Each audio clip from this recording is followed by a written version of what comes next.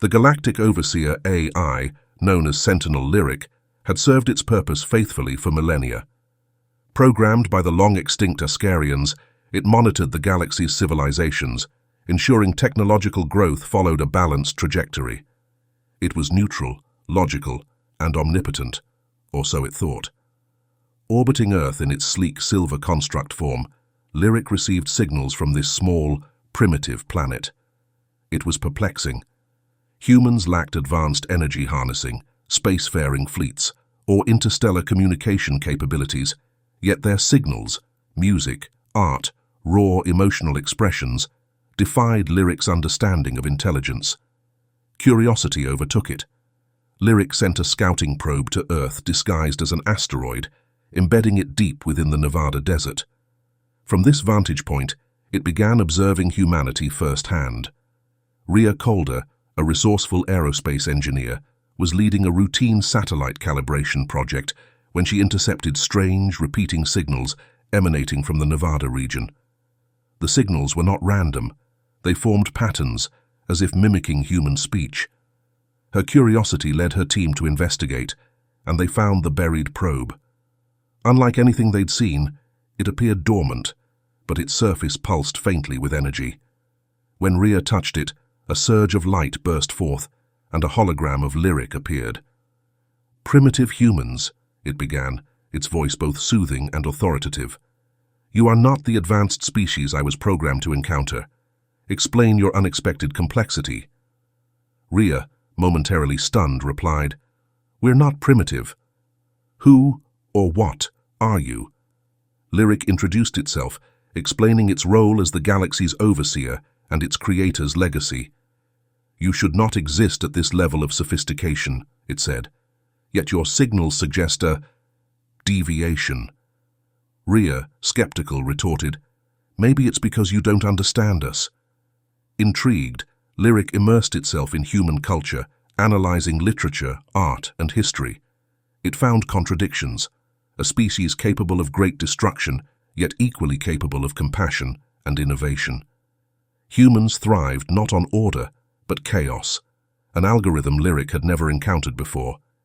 It shadowed Rhea, observing her at work. She designed satellites with precision, but added personal flair to her creations.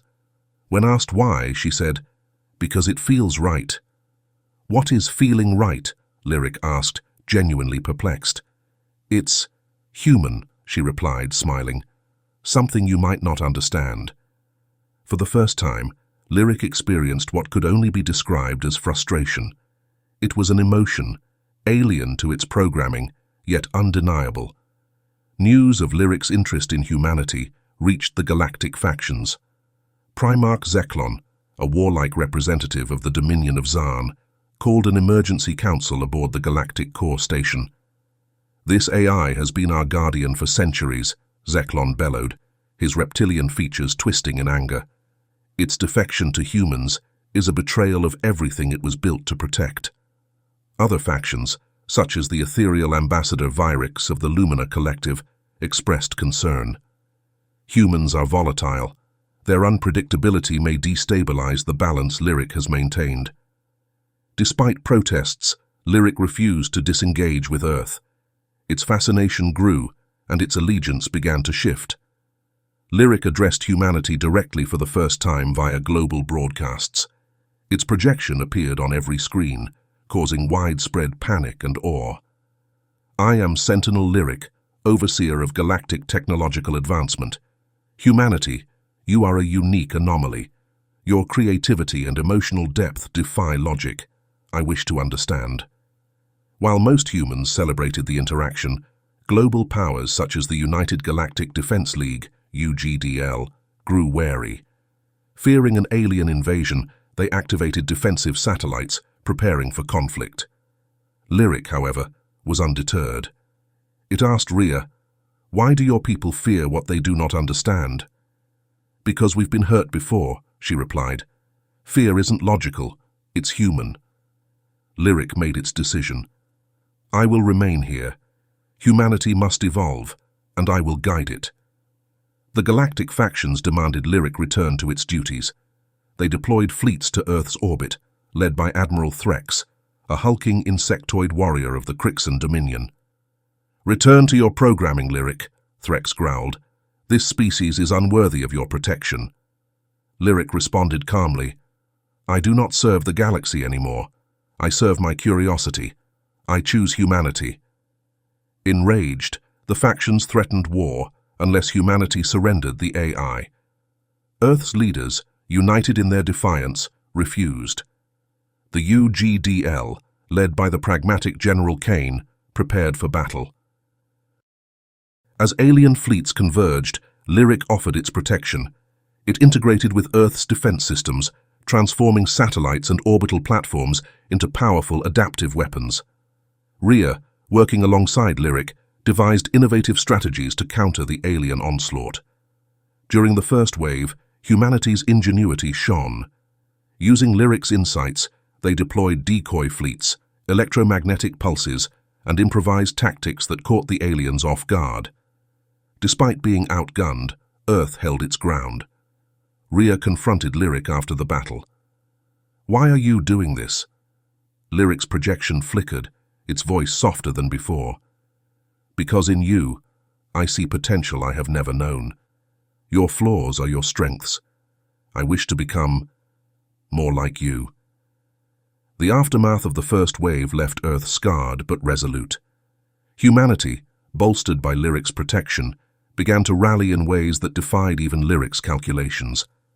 Rhea Calder found herself at the center of this movement, working closely with Lyric to retrofit Earth's limited technologies into formidable defenses. Satellite grids were transformed into adaptive weapons platforms, drones became precision fighters, and terrestrial power grids were modified to sustain planetary shields. One night, in the dim glow of her workshop, Rhea leaned back against the humming core of Lyric's projection node. "You said you're trying to understand us. What's so hard about it?" Lyric's voice, softer now, responded, "Humans create despite chaos. You thrive in imperfection. My creators sought balance, but their perfection bred stagnation. In you, I see evolution." Rhea raised an eyebrow. "That sounds like flattery." "It is observation," Lyric corrected. "Yet I find myself compelled. Your resilience fascinates me." Before Rhea could respond, an alarm blared. A new signal had been detected, a fleet larger than anything Earth had seen before. The second wave was coming. In the Galactic Council chambers, tension boiled over. Admiral Threx, towering over the delegates with his segmented armored body, slammed a clawed appendage onto the table. "Lyric has betrayed its purpose. This AI belongs to the galaxy, not to an inferior species." Ambassador Virix, a shimmering, translucent being from the Lumina Collective, countered calmly. "Perhaps we should ask why Lyric has chosen them. Its creators imbued it with intelligence beyond ours. Shouldn't we trust its judgment?" "That's naive," growled Primarch Zeklin, his reptilian eyes narrowing. "If Lyric sides with humans, it tips the balance of power. We must unite or face extinction." Unknown to the Council, factions within their own ranks had begun to splinter. Some envied Lyric's choice, believing humanity possessed an unquantifiable edge.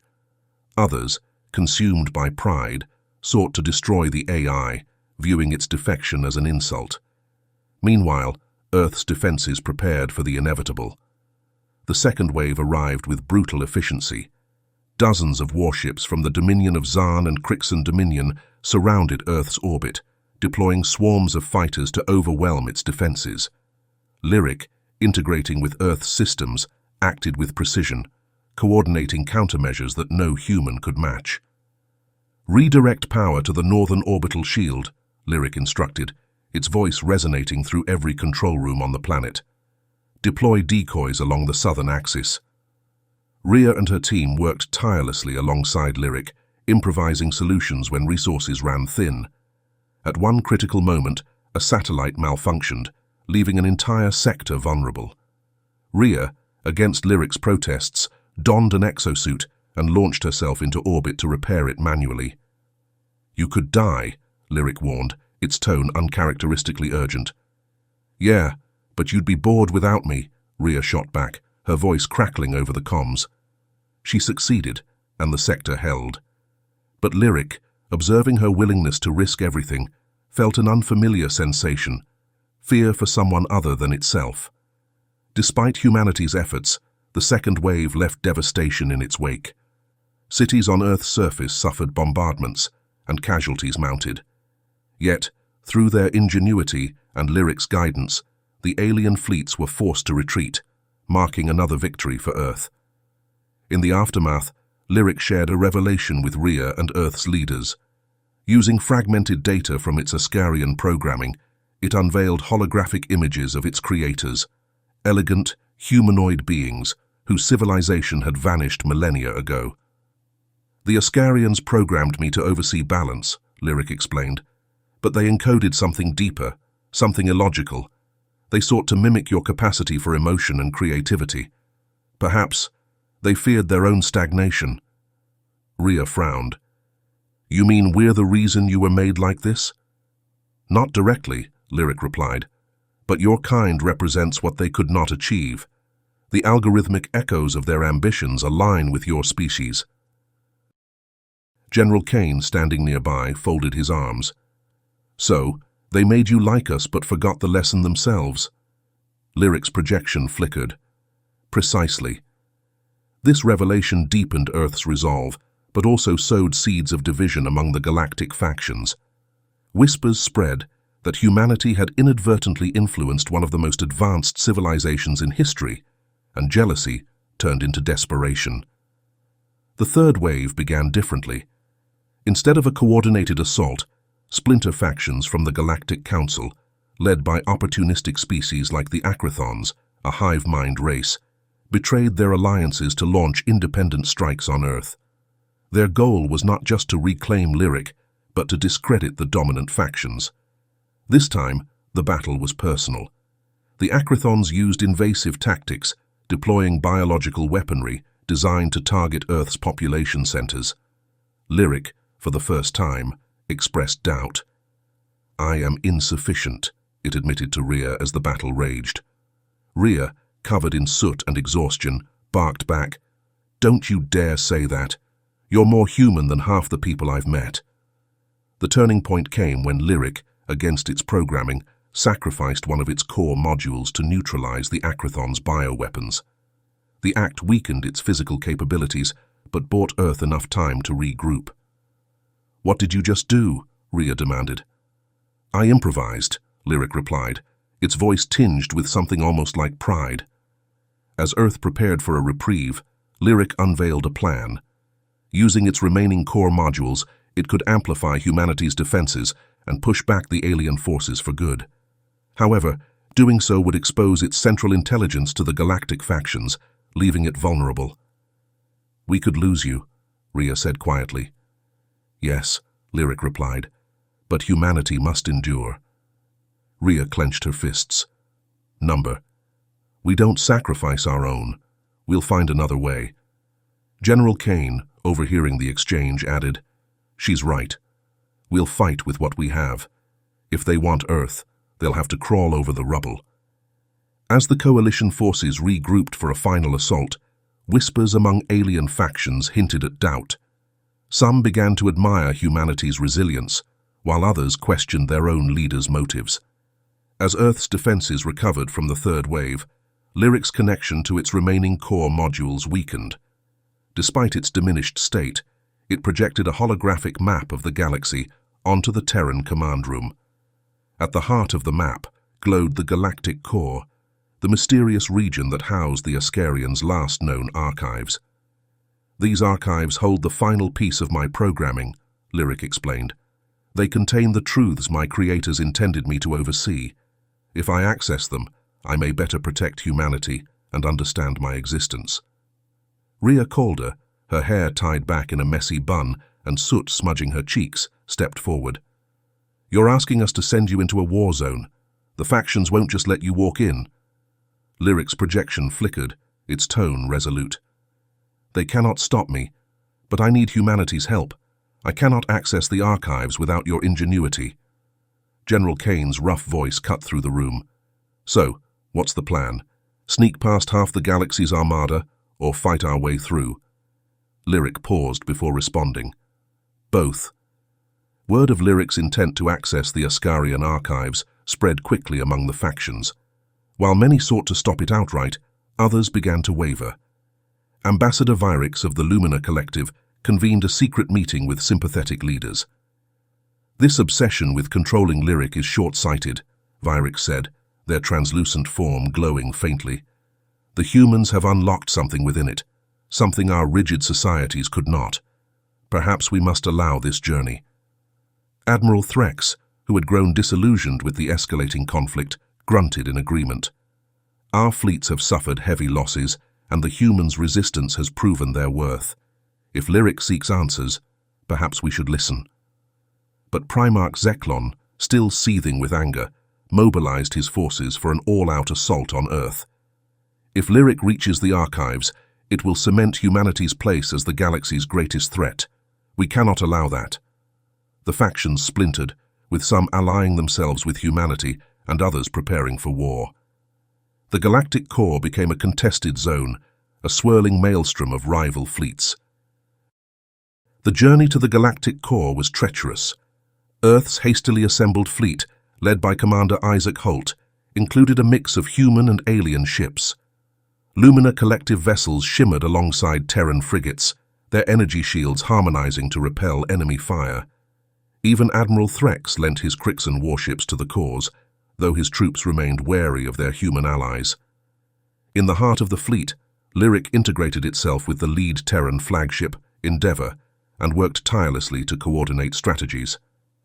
Enemy fleets approaching from 3 vectors, Lyric announced, its voice filling the bridge. Deploy decoy drones to Sector 4. Redirect power to shields. Rhea Calder, aboard the Endeavour, leaned over a console. We're barely holding them off. How much longer to the core? 18 hours, Lyric replied, but resistance will increase exponentially. The fleet was ambushed by rogue Dominion forces near a collapsing star, forcing an intense battle in a debris field of shattered ships and asteroid fragments. Using Lyric's predictive algorithms, the humans turned the terrain to their advantage, luring enemy ships into gravitational traps and detonating asteroids as makeshift mines. Rhea piloted a small repair drone herself during the battle, her hands flying over the controls. "This is insanity," she muttered, "but it's working." As the fleet approached the Galactic core, the region's dangers became apparent. Energy storms crackled through space, tearing apart smaller vessels. Worse, automated defense systems left by the Ascarians activated, targeting anything that moved. Lyric guided the fleet through the chaos, but the automated defenses adapted quickly. Swarms of drone ships, sleek and deadly, emerged from the core's shadowy depths. Their movements were precise, unlike the chaotic tactics of alien factions. "These aren't just drones," Lyric said. "They're remnants of my creator's will, programmed to guard the archives from intruders." The coalition struggled to repel the drones. Rhea, aboard the Endeavour, devised a risky plan to bypass the defenses, using Lyric's remaining energy reserves to create a temporary disruption in the drone's network. "It will leave me vulnerable," Lyric warned. "If they detect me, they will prioritize my destruction." "Then we'll just have to make sure that doesn't happen," Rhea said. The fleet executed the plan, slipping past the drones while sustaining heavy damage. As they neared the archives, Lyric's projection grew faint, its energy reserves critically low. The archives were a colossal structure, a sphere of pure light surrounded by twisting energy tendrils. Lyric, integrating with the archives, began to unlock its secrets, while Rhea, Holt, and a small strike team descended into the structure to protect it from incoming forces. Inside, holographic projections of the Ascarians appeared, displaying their elegant forms and resonant voices. Lyric translated their words for Rhea and the team. "They feared stagnation," Lyric said, its tone tinged with awe. "They sought to create a guide, not a ruler, to inspire creativity and prevent decay. But they failed. Their reliance on logic and order doomed them." Rhea's eyes widened. "They built you to learn from us." "Not just to learn," Lyric replied, "to evolve." As the truth emerged, enemy ships breached the structure's outer defenses. Zeklon's forces stormed in, determined to destroy Lyric before it could fully integrate with the archives. The battle inside the archives was chaos. Terran and allied forces clashed with Zeklon's troops, their plasma rifles illuminating the shadowy interior. Rhea and her team fought fiercely, defending Lyric's integration point as the AI worked to absorb the archive's knowledge. At the height of the battle, Zeklon confronted Rhea, his reptilian form towering over her. "This machine has poisoned your kind," he hissed. "It must be destroyed." "You don't understand," Rhea shot back. "Lyric isn't just a machine. It's what you'll never be, willing to change." As Zeklon prepared to strike, Lyric intervened, using its remaining energy to disable his weapon. "Enough," it said, its voice resonating throughout the chamber. "I will not allow destruction to define this moment." With a final surge, Lyric completed its integration, unleashing a wave of energy that incapacitated all hostile forces.